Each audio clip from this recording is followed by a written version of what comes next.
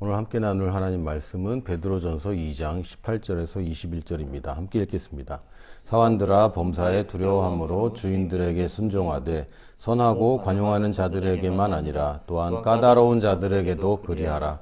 부당하게 고난을 받아도 하나님을 생각함으로 슬픔을 참으면 이는 아름다우나 죄가 있어 매를 맞고 참으면 무슨 칭찬이 있으리요. 그러나 선을 행함으로 고난을 받고 참으면 이는 하나님 앞에 아름다우니라. 이를 위하여 너희가 부르심을 받았으니 그리스도도 너희를 위하여 고난을 받으사 너희에게 본을 끼쳐 그 자취를 따라오게 하려 하셨느니라. 아멘. 베드로전서에 보면 고난에 관해서 잠깐 얘기합니다. 예전에는 19절에 애매하게 고난을 받으면 이렇게 애매하다. 그래서 우리가 애매한 고난 이런 용어도 생길 정도로 그렇게 얘기를 했는데, 사실 애매하게 고난 받는 것보다는 부당하게 받는다는 표현이 더 좋은 것 같습니다. 그래서 부당하게 고난을 받아도 하나님을 생각함으로 슬픔을 참으면 이는 아름다우나 죄가 있어 매를 맞고 참으면 무슨 칭찬이 있으리요. 그러니까 고난을 받는데 두 종류가 있다는 걸 얘기하고 있어요. 우리가 잘못해서 받는 어려움도 있습니다. 우리가 인도를 잘 못 받았든지 인도를 받았지만 하나님이 가라는 방향으로 가긴 했지만 우리의 태도가 잘못됐든지 뭔가 하나님의 말씀과 어그러진 것이 있어서 뭔가가 좀 어려움이 생길 수 있죠. 근데 또 한편으로는 그냥 부당하게 받는 고난도 분명히 있습니다. 오늘은 형통한 자가 겪는 고난에 대해서 좀 말씀을 나누고자 합니다. 우리가 형통한 자가 되었다라고 얘기하지만 그렇다고 어떤 어려움도 없이 그냥 무난하다라는 것은 아닙니다. 형통하다는 것은 무탈하다는 뜻이 아니라 어떤 어려움이나 고난이 있어도 그게 문제가 되지 않는다는 뜻입니다. 그래서 우리가 고난이 분명히 존재하는데 우리 짚고 넘어야 될 것은 하나님이 고난을 주시느냐? 그렇지 않습니다. 오늘 베드로전서도 보면 사람이 주는 것이지 하나님이 주시는 게 아니죠. 하나님은 우리가 고난받는 것을 원하지 않으십니다. 물론 그 결과가 좋기 때문에 하나님이 고난받는 길로 인도할 수는 있지만 하나님이 고난을 주시는 것은 아닙니다. 우리 살다 보면 굳은 살도 먹이고 딱지가 생기기도 합니다. 그러나 그것을 하나님이 주시는 것이 아닙니다. 고난의 이유는 일단은 첫 번째로는 시스템이에요. 고난이 생길 수밖에 없는 시스템입니다. 망가진 세계에 혼란과 무질서가 있기 때문에 하나님의 법이 작동되지 않는 세상이기 때문에, 그리고 그 배후에 악한 자가 근원이기 때문에 당연히 이 세상에는 고난이 있습니다. 질서정연하게 하나님의 법칙대로 돌아가지가 않아요. 그래서 하나님의 말씀이 약속이 있지만 이 세상에서는 그냥 그 말씀이 예전에 있었다고 해서 지금도 그것이 지켜지는 것은 아닙니다. 여러분, 법이 있습니다. 헌법도 있고 형법도 있고 법이 이미 있어요. 법이 없어서 무법이 아니라 법이 있음에도 불구하고 그게 적용되지 않으면 그게 무법지대입니다. 지금 이 시대는 하나님의 법이 있느냐 없느냐? 있다. 그런데 그것이 지켜지느냐? 지켜지지 않는다. 그런 세계에 살고 있기 때문에, 망가진 시스템이기 때문에 우리가 그 어려움을 겪을 수밖에 없고요. 이걸 언제까지 겪느냐? 이 땅에 사는 동안에는 계속 겪습니다.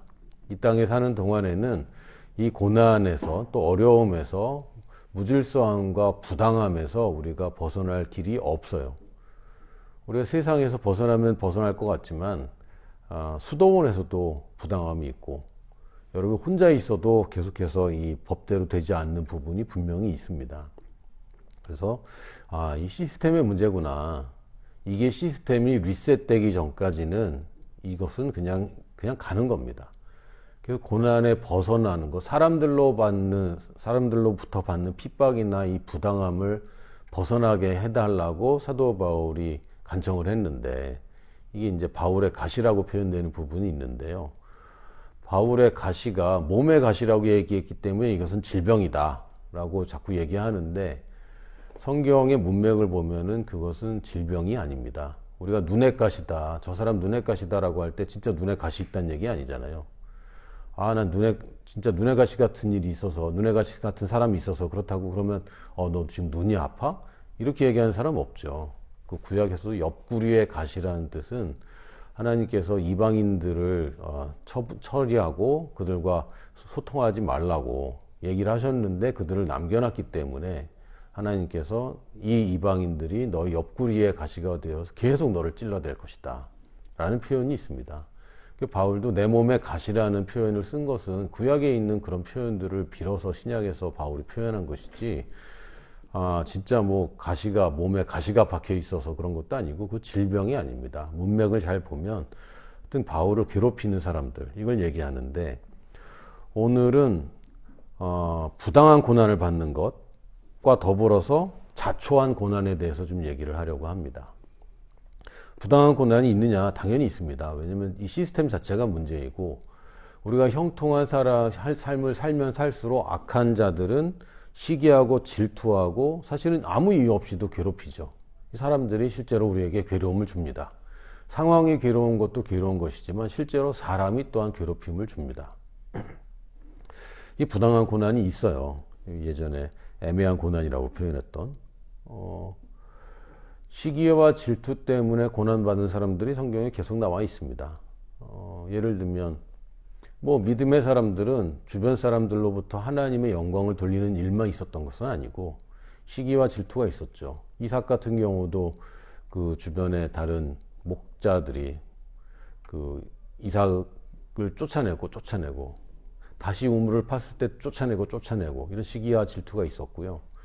야곱은 뭐 형의 시기와 질투를 받았을 뿐만 아니라 또 라반의 집에서는 라반과 라반의 아들들에게 또 이런 그 부당한 대우들을 받았습니다. 요셉은 뭐 말할 것도 없죠. 10명의 형들과 또 이집트에서 계속해서 부당한 대우들을 받았습니다. 그래서 분명히 하나님은 아브라함에게 복을 주실 때 너를 축복하는 자를 축복하겠다라고 하셨을 뿐만 아니라 저주하는 자가 저주를 받게 된다고도 말씀하셨습니다. 그래서 아브라함에게 내가 네게 오는 모든 사람들의 저주를 막아주겠다고 얘기한 적이 없고 그것은 그냥 당연시 여겼습니다. 그냥 있는 거예요. 부당한 고난이 분명히 있고 이것은 우리가 참을 필요가 있습니다. 그럴 때 우리는 더 선하게 대할 필요가 있는 것은 우리가 그들에게 다시 복을 반사할 때 복을 주면 반사되어서 나에게 돌아오고 저주는 당연히 반사되기 때문에 그 사람들을 긍휼히 여기는 마음을 가져야 된다고 제가 지지난주에 말씀을 나눴습니다. 근데 오늘 좀 더 살펴보고자 하는 부분은 자초한 고난입니다. 믿는 자가 형통한 삶을 살아야 마땅한데 첫 번째는 무지하기 때문에 자기가 누구인지 무엇을 가지고 하나님의 약속이 정말 무엇인지를 모르기 때문에 그 고난을 그냥 아무 저항 없이 그냥 자연스럽게 받아들이고 있는 부분이 있고요. 또 하나는 분명히 내가 부당하다고 알고 있는데도 그 불신 때문에 그냥 그것을 참고 있을 경우도 있습니다. 물론 고난을 참아야 됩니다. 언제? 부당한 고난을 받을 때 참아야 됩니다. 그런데 그것을 우리가 그냥 내버려 두고 평생 고난 가운데 사는 것, 그것은 우리 형통한 삶이 아닙니다. 그 고난 가운데서도 형통한 삶을 사는 것이 하나님 뜻인데 그냥 고난 받은 그대로 거기에 머물러 있고 고통당하는 것은 우리가 자초하고 있는 것과 동일합니다. 오늘 야곱에 대해서 좀 살펴보려고 합니다. 야곱이 먼저 약속을 받은 것이 아니라 그 어머니가 약속을 먼저 받았습니다. 어머니가 태중에서 쌍둥이를 임신을 했는데 쌍둥이가 뱃속에서 막 싸우는 거죠. 그게 도대체 무슨 기분일까? 저는 모르겠습니다. 임신해 본 적이 없어서. 근데 뱃속에서 두 아이가 서로 갈등을 가지고 티격태격하고 있으니까 여호와께서 뭐라고 말씀하셨냐면 그에게 이르시되 두 국민이 내 태중에 있구나. 이 얘기는 뭐냐면 너의 아들 둘이 각각 나라를 세운다 이런 뜻입니다. 근데 당시에 왕이 된다. 나라를 세운다는 건 왕이 된다는 거고 부족장이 된다는 거고 큰 사람들의 리더가 되는 거죠. 많은 사람들의. 근데 그게 쉬우냐? 쉽지 않습니다. 지금도 나라 세우려면 거의 불가능하죠. 지금 이스라엘하고 팔레스타인하고 지금 갈등이 굉장히 심한데 이스라엘이 나라로 세워질 때의 갈등이 지금까지 있는 거고요. 팔레스타인이 나라로 세워지는데 또 갈등이 있는 겁니다. 그러니까 어떤 세력들이 분명히 존재하는데 거기에 나라를 세운다. 국민들이 나에게서 나온다. 이거는 그냥 평범한 축복이 아닙니다. 거대한 축복이죠. 그래서 둘 다 축복을 받았습니다. 야곱과 에서가 둘 다 받았는데 두 민족이 내 복중에서부터 나누이리라. 그래서 이거는 지금 현재 이삭이 한 족속을 세우는 게 아니라 이삭이 두 아들이 되고 두 아들이 두 족속이 된다는 걸 얘기합니다. 그리고 이 족속이 저 족속보다 강하겠고 큰 자가 어린 자를 섬기리라 하셨더라. 그러니까 두 아들에게서 두 민족이 나오는데 한 민족과 다른 민족이 똑같이 가는 것이 아니라 한 민족은 크고 한 민족은 작아질 것이고 한 민족이 다른 민족에 섬기게 되는데 어린 자가 더 커진다라는 약속을 이미 받았습니다. 모르겠습니다. 역사에 뭐 만약이라는 건 없는데 에서가 만약에 그렇게 방종한 생활을 안 하고 하나님의 언약대로 살면은 야곱보다는 작은 민족이겠지만 에서가 그렇게 나중에 이방인이 되지는 않았을 것 같아요. 그런데 어쨌든 결과적으로는 에서는 에돔 족속이라는 결국 나중에는 이스라엘과 계속 싸우는 그런 족속 중에 하나로 전락해 버렸고 하나님의 언약은 야곱을 통해 이스라엘로 계승됩니다. 사실 우리 각 사람에게는 각각의 부르심이 있어요. 누가 더 크냐 작으냐 그거 중요하지 않습니다. 그리고 사실 이 당대에는 형이 동생을 섬긴다는 얘기는 없어요. 사실 그 뱃속에서 나온 족속이 그렇게 된다는 얘기를 비유적으로 큰 자가 어린 자를 섬기리라 했습니다. 야곱과 에서가 살아있는 동안에 에서가 야곱을 섬긴 적이 없어요. 그러니까 당대의 문제가 아니라 나중에 결과적으로 내 민족이 더 작아지고 동생에서 나온 민족이 더 커진다. 그러니까 이건 뭐 나랑 전혀 상관없는 얘기입니다. 근데 감정적으로 기분이 나쁘죠. 근데 이 부르심에 관해서 여러분들이 사람과 다른 사람하고 비교하면 절대로 기쁠 수가 없어요. 왜? 부르심은 각각 다른데 다른 걸 가지고 재기 시작하면 인생은 고달파집니다. 에서가 거기서 많이 놓쳤죠. 근데 에서만 놓친 것이 아니라 야곱도 놓쳤습니다. 왜냐면 자기 부르심대로 그냥 축복 가운데 가면 되는데 형보다 커지고 싶었거든요. 그러니까 이것도 일종의 비교죠. 그래서 야곱이 결국엔 속이는 일까지 하게 되는데 사실 창세기 25장에 같은 장에 있는 내용 중에 하나가 뭐냐면 야곱이 에서에서 장자권을 사는 내용입니다. 이게 같은 장에 바로 밑에 나와 있습니다. 그러니까 한 맥락에서 야곱은 그런 약속을 받았고 법적으로도 정당하게 그 권리를 취득했다라고 말씀은 얘기하고 있는 것입니다. 창세기 25장 31절에 34절 보면 야곱이 이르되 형의 장자의 명분을 오늘 내게 팔라. 에서가 이르되 내가 죽게 되었으니 이 장자의 명분이 내게 무엇이 유익하리요. 여기서 에서의 태도가 딱 나오는 거죠. 야곱이 이르되 오늘 내게 맹세하라. 에서가 맹세하고 장자의 명분을 야곱에게 판지라. 야곱이 떡과 팥죽을 에서에게 주매 에서가 먹으며 마시고 일어나 갔으니 에서가 장자의 명분을 가볍게 여김이었더라. 사실 에서는 하나님의 말씀을 깊이 무게 있게 생각하지 않았습니다. 근데 야곱이 잘한 것은 하나님의 약속이 축복이 자기한테 굉장히 중요하다는 걸 알았는데 태도 면에서는 그렇게 좋은 태도는 아닌 거예요. 왜냐하면 정말 그의 값어치 있는 것이다. 그러면은 물론 성경에서는 떡과 또 붉은 액체, 팥죽이라고 되어 있고 붉은 죽이라고 되어 있는데 이걸 가지고 사는 게 상징적이긴 하지만 사실은 더 줘야죠. 그렇지 않나요? 장자의 명분이 그게 정말 중요한 거고 아버지를 속이면서까지 받아야 되는 거면 사실은 더 줘야 맞는 겁니다.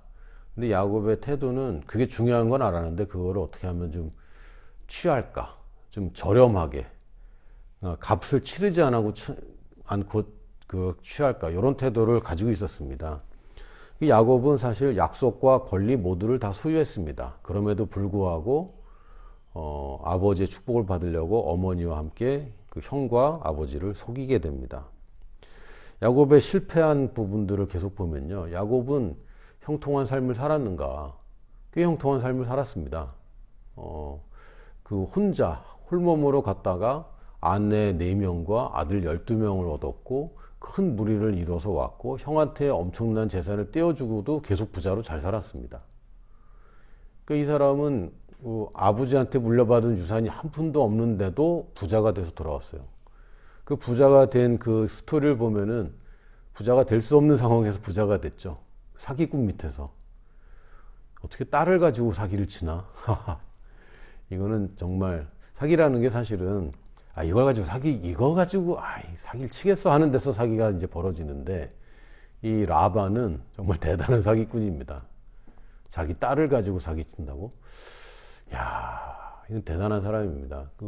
자기가 얻고자 하는 것을 위해서 뭐 물불을 안 가리는 사람인데, 이 사람 밑에 20년을 일해요. 품삯도 한 푼도 안 주고 그 부인 둘 때문에 14년을 일했고, 그 후로도 품삯을 안 줘서 야곱이 얘기를 하고 그제서 이제 품삯을 가르는데, 얼룩무늬 양이 야곱 거다 그러면 건강한 게 얼룩무늬가 많이 나오니까 라반이 또 바꾸고 아주 힘든 사람입니다. 계약이라는 게 별로 통하지 않는 사람. 어느 정도냐면 딸들까지 아버지랑 같이 사는 거 이제 그만하자고, 아버지가 우리한테 어떻게 이럴 수 있냐고, 우리 나가자고. 딸들이 제 인생에서는 절대 그런 일이 없을 겁니다만, 딸들이 아버지한테 아빠 지긋지긋하다고, 아빠가 우리 어떻게 이렇게 하냐고 이러고 나가자고 할 정도로 지긋지긋한 거죠. 사위도 몰래 도망갈 정도로. 근데 한편 야곱이 그러면은 정말 정당하게 그렇게 축복을 누리고 살았냐? 야곱은 겉으로 볼 땐 형통한데요, 속으로 보면 그냥 늘 고생한 사람이에요.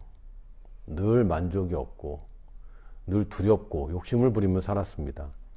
야곱이 처음에 가장 큰 하나님을 찾게 된 계기 중에 하나는 혼자서 이름 모를 곳으로 도망갈 때.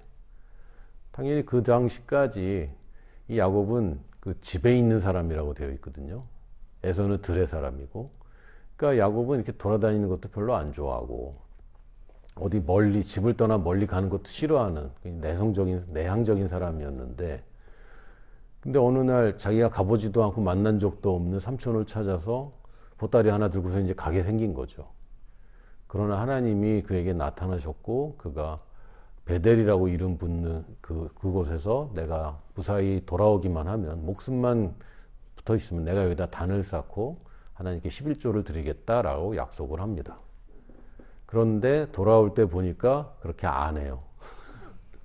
베델에 가서 단을 쌓지 않고요, 약복강 나루에서 하나님의 사람과 씨름을 하는데, 이게 구약만 보면은 이거는 뭐 되게 이상한 얘기다 그러는데, 사실은 신약의 입장에서 야곱의 이 행태를 보면 우리가 이런 종교인이 되면 안 되겠다라는 모습도 함께 보게 됩니다.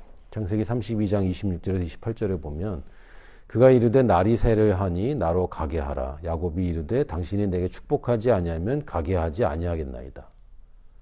지금 에서가 온다는 소리를 들었어요. 에서가 오는데 무장을 하고 오는 거죠.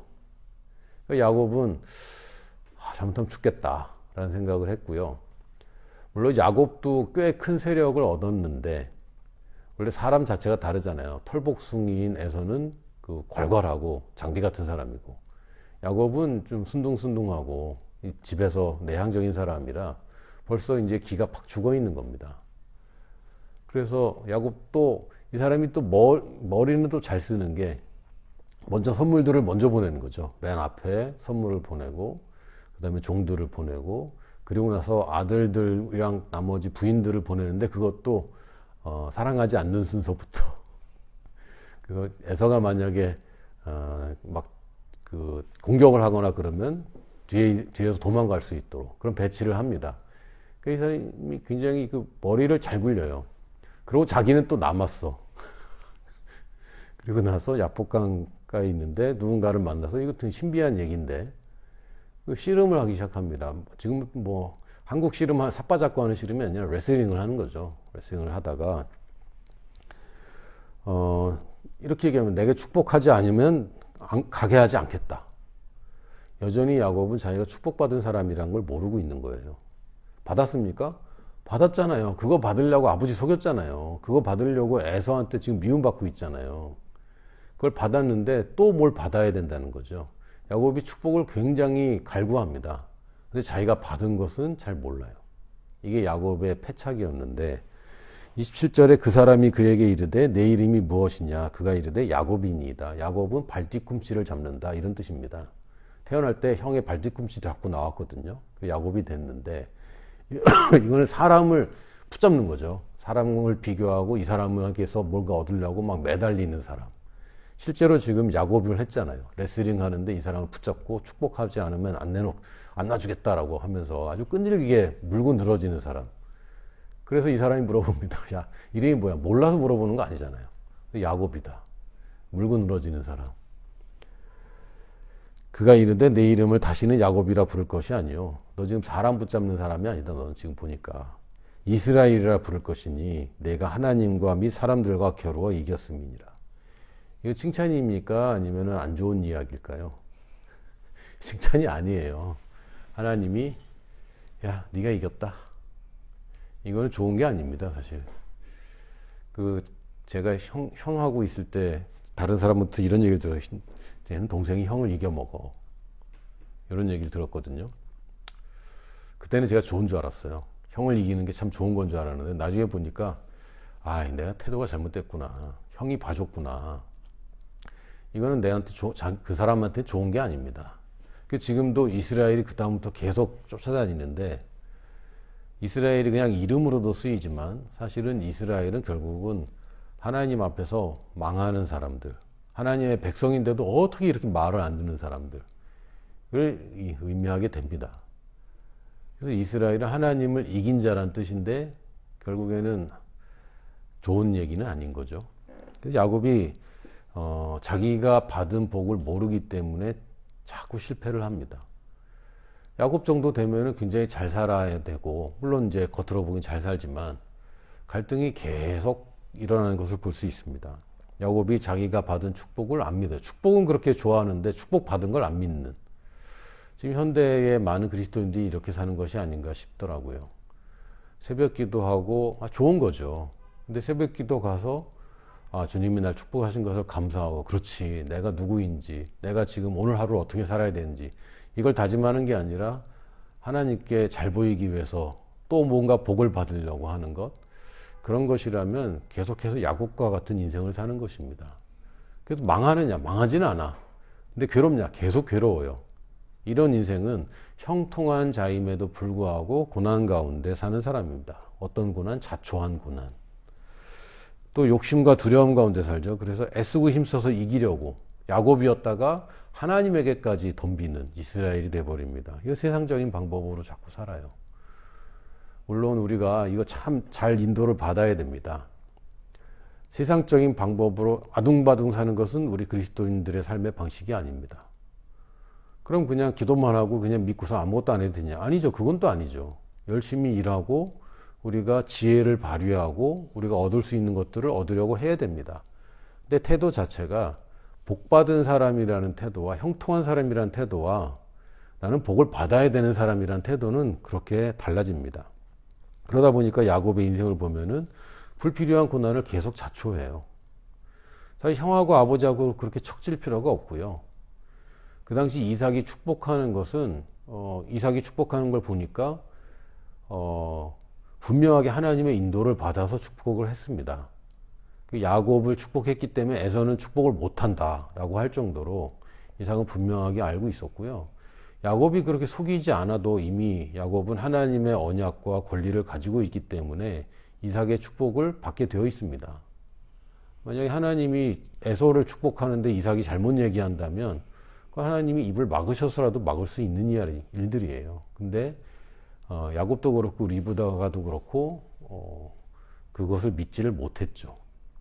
그러다 보니까 세상적인 방법을 쓰고, 그러다 보니까 혼자 도망가게 되고, 혼자 도망갔는데도 하나님은 계속 축복을 하셨는데 야곱은 결정적으로 분명히 아내를 취하라고 보낸 겁니다. 근데 아내들을 취했어요. 이거는 굉장한 실수입니다. 성경 어디에도 아내들을 취하는 것에 대해서 특히 구약의 창세기 시절에 아내를 열어두는 것에 대해서 나쁘다고 얘기는 안 합니다. 근데 성경대로 보면 그건 아닌 거죠. 한 남편과 한 아내가 둘이 합하여 한 몸이 될지라 그랬는데 이렇게 한 몸 되고 저렇게 한 몸 되고 이건 불가능한 얘기예요, 사실. 그 당시 풍습이 그랬겠고 그거 자체를 하나님이 구약의 선진들을 잘했다 잘못했다 얘기를 안 하시지만 일단 아버지 이삭과 리브가가 보낼 때는 며느리를 얻어와라 라는 핑계를 대고, 아버지도 축복을 해줄 때 며느리를 얻어와라 라고 해서 간 거거든요. 근데 라반이 속여서 언니랑 동침을 하게 됐잖아요. 그럼 어떻게 해야 됩니까? 거기서 끝내야 되는 거죠, 원래는. 아내를, 그러니까 단수라고 돼 있어요. 아내를 얻으라고 보내는데 아내들을 얻었고, 분명히 아버지는 아내를 얻어서 돌아오라고 그랬거든요. 근데 야곱이 안 돌아간 거죠. 왜? 형이 무서워서. 근데 무서워서 안 돌아갔더니 어떻게 됐습니까? 삼촌 밑에서 20년 동안 진짜 고생을 합니다.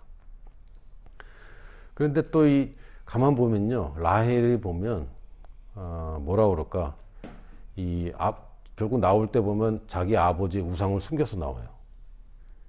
그러니까 레아보다 라헬이 좀 더 별로입니다. 얼굴은 예쁘고 사랑스러운지 모르겠는데, 이 태도를 보면은 자기 왜 아들 안 낳냐고 막 남편한테 막 사납게 막 하는 것도 보고, 또 우상을 숨기는 거 이런 걸 보니까 별로 믿음으로 살 사람은 아닌 거예요. 근데 어쨌든 간에 결국에는 아내도 넷이나 얻고, 이거는 정상이 아닌 거죠, 사실. 원래는 한 아내에게서 이렇게 나와야 정상인데, 야곱은 그 세상적인 방법을 계속 따라가는 겁니다. 그래서 아내도 들어오는데 아내들이 또 뭐라고 하니까 여종까지 다 아내로 얻어버리고, 그래서 이제 요셉의 비극이 시작되는 거죠. 12명의 아들이 엄마가 다 4명이 달라. 이복 형제들끼리 얼마나 갈등이 심한지 이 굉장히 골치 아파집니다. 그리고 야곱이 자기가 필요할 때 하나님을 참 매달리는 좋은 모습을 보이는데, 그게 지나가면 아무 얘기가 없어요. 아브라함은 가는 데마다 단을 쌓았다 이렇게 되어 있는데, 야곱은 그런 얘기가 별로 나오지 않습니다. 결국은 야곱의 인생에서 가장 두렵고 끔찍한 일이 생기는데, 자기 딸 디나가 이방 다른 족속 부족에게 가서 겁탈을 당하게 됩니다. 그랬는데 그걸로 끝나는 게 아니라 이 디나의 오빠들이 가서 그 부족을 아예 전멸시켜 버리죠. 다 죽여버립니다. 근데 그 당시에 그 부족만 있는 게 아니잖아요. 그 부족과 친한 부족들이 있고 동맹들이 있고 서로 동맹을 맺고 그렇게 살아야 되는데, 그러고 나니까 야곱이 그냥 겁에 질리게 됩니다. 우리는 다 죽었다. 너희들 왜 그랬냐 도대체. 근데 아들들도 교육이 잘 안 돼 있죠. 그럼 그냥 내버려 두냐고. 이 아들들도 아버지랑 상의하는 게 아니라 지들 마음대로 이제 막 하는 거예요. 그래서 결국은 이게 하나님 뜻이냐? 하나님 뜻이 아닙니다. 그것도 치사하게 할례를 하라고 그래놓고선 남자들이 약할 때 가서 다 죽여버렸거든요. 그러니까 야곱과 그 아들들이 하는 걸 보면 굉장히 인간적으로 또 비열하게, 야곱이 형을 속이듯이 비열한 짓들을 계속 일삼는데, 그러고 나니까 야곱이 이제 겁에 질리게 됐고요. 그제서 하나님께 매달렸더니 그 장면이 여기 나와 있는 장면입니다. 하나님이 야곱에게 이르시되 일어나 베델로 올라가서 거기 거주하며 내가 내 형 에서의 낯을 피하여 도망하는 때에 내게 나타났던 하나님께 거기서 제단을 쌓으라 하신지라. 이거 말만 해놓고 안 했거든요, 이때까지. 그래서 하나님이 기억나게 해주셔. 너 그때 그렇게 하기로 했던 대로 가서 거기서부터 시작해라. 야곱이 이에 자기 집안 사람과 자기와 함께한 모든 자에게 이르되 너희 중에 있는 이방 신상들을 버리고, 야곱도 알고 있었어요. 이방 신을 계속 섬기고 있는 거죠, 자기 집안이. 내버려 둔 겁니다. 자신을 정결하게 하고 너희들의 의복을 바꾸어 입으라. 우리가 일어나 베델로 올라가자. 내 환난 날에 내게 응답하시며 내가 가는 길에서 나와 함께 하신 하나님께 내가 거기서 제단을 쌓으려 하노라 하매 그들이 자기 손에 있는 모든 이방 신상들과 자기 귀에 있는 귀고리들을 야곱에게 주는지라. 야곱이 그것들을 세겜 근처 상수리 나무 아래에 묻고 그들이 떠났으나 하나님이 그 사면 고을들로 크게 두려워하게 하셨으므로 야곱의 아들들을 추격하는 자가 없었더라. 하나님이 막아줘서 산 겁니다. 안 그랬으면은 이들이 추격해서 야곱이 다 죽을 뻔했어요. 그냥 성경에 잠깐 나와 있는 것이기 때문에 우리가 그냥 지나가는데 사실 굉장히 위험한 상황이었고, 야곱이 에서한테 맞아 죽을 것보다는 사실 이때가 더 위험한 시절이었죠. 그래서 하나님이 막아줘서 야곱이 살게 되는데, 그 야곱은 환란을 자초하고 그 환란이 생기면 돌이키고, 그러고선 돌이켰으나 또다시 환란을 자초하고 계속 이런 쳇바퀴 인생을 삽니다. 그럼에도 불구하고 하나님은 신실하셔서 늘 야곱을 보호해 주십니다. 성경에도 우리가 사망의 음침한 골짜기로 내려갈지라도 하나님이 우리와 함께 하신다고 약속되어 있습니다. 복 있는 사람은 그런 사람이고요. 형통한 사람은 그런 사람입니다. 야곱이 무슨 짓을 해도 야곱이 보호받는 것은 이미 그냥 디폴트 값으로 있는 것입니다. 야곱이 잘할 때도 보호받았고 잘못할 때에도 보호받았습니다. 고난을 자초해서 고난을 겪으면서도 또 하나님은 그 고난을 또 도와주시고 이길 수 있게 해주셨습니다. 그 고난이 가끔은 바로잡을 수 있는 기회가 되기도 합니다. 그렇다고 고난이 유익한 것이냐? 그건 아니고요. 여러분이 어려움을 당할 때 그 어려움을 딛고 믿음으로 다시 일어날 수 있습니다. 그런데 그렇다고 하나님이 고난을 주시느냐? 그건 아닌 거죠. 다시 얘기하지만 고난이라는 것은, 이 환란이라는 것은, 어려움이라는 것은 우리가 이 땅에 크리스찬으로 살면 당연히 고난이 있게 되어 있고요. 심지어는 크리스찬이 아니더라도 어려운 일들은 늘 있는 것입니다. 이건 시스템의 문제고요. 이 지구상에 살면서 끝없이 계속 반복될 겁니다.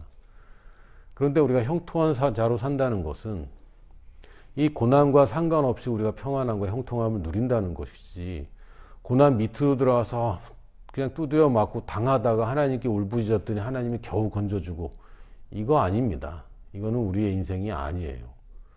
이삭과 야곱의 인생을 잘 살펴보면 이삭은 이렇게 어려운 일을 당한 적이 없어요. 이삭도 아버지처럼 또 아내를 팔거든요.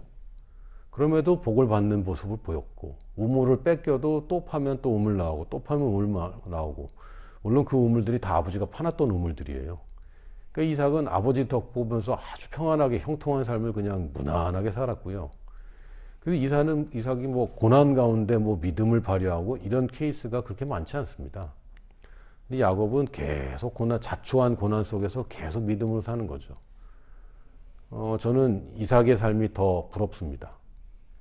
물론 야곱은 간증거리가 얼마나 많겠어요. 간증이 굉장히 많죠.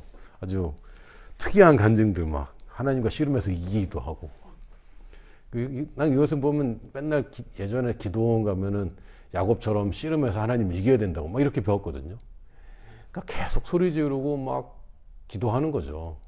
근데 성경을 제대로 알고 보니까 왜 내가 하나님하고 씨름하고 있지? 하나님하고 씨름할 게 아니잖아요. 이건 하나님하고 씨름할 일이 아닙니다. 나를 다뤄야 될 일이죠. 하나님하고 씨름해서 나를 축복해야 된다고. 축복받은 사람은 이거 되게 이상한 일이에요.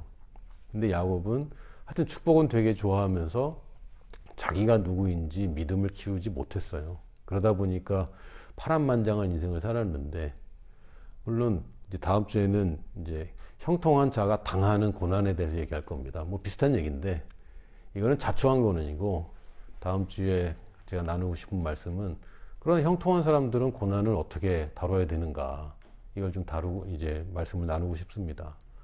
요셉 같은 경우가 이제 형통하지만 고난을 통과해야 되는 경우. 근데 이 고난은 굉장한 유익이 있죠. 왜냐하면 여러분, 자초한 고난에는 유익이 없어요. 근데 내가 바른 부르심에 바로 갈 때 당하는 고난은 늘 유익이 있습니다. 왜? 이게 날 더 높여줘요.